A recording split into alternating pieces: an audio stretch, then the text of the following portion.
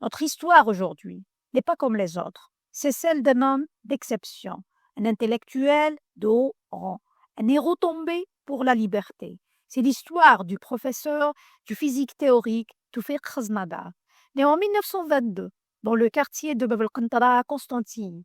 Il grandit dans une famille prestigieuse, guidée par la science, la culture et le combat pour la justice.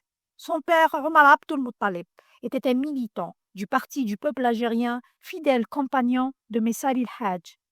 Brillant élève, Toufik Khaznadar étudia dans une école coranique, puis dans les écoles françaises. Il décrocha son baccalauréat en mathématiques en 1940, poursuivit ses études à Alger, en France, puis en Allemagne, où il obtint un doctorat en physique théorique à l'université de Heidelberg en 1951. De retour au pays, il fonde la première faculté des sciences exactes à l'université d'Alger. Il enseigna la physique et les mathématiques, devenant un des rares enseignants arabes dans les disciplines scientifiques. Il forma une génération brillante, dont les figures emblématiques Mariam et Fadila Sadem.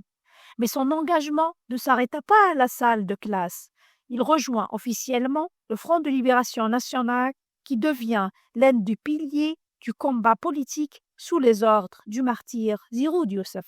C'est lui qui évalua et valida personnellement l'adhésion du célèbre Frantz Fanon à la cause algérienne.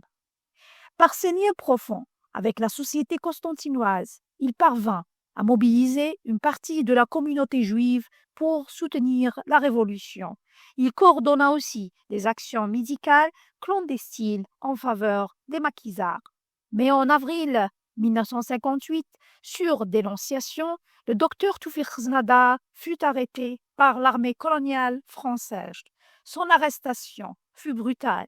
Les soldats incendièrent sa bibliothèque personnelle, un trésor de 45 000 livres dont seuls 100 volumes survécurent.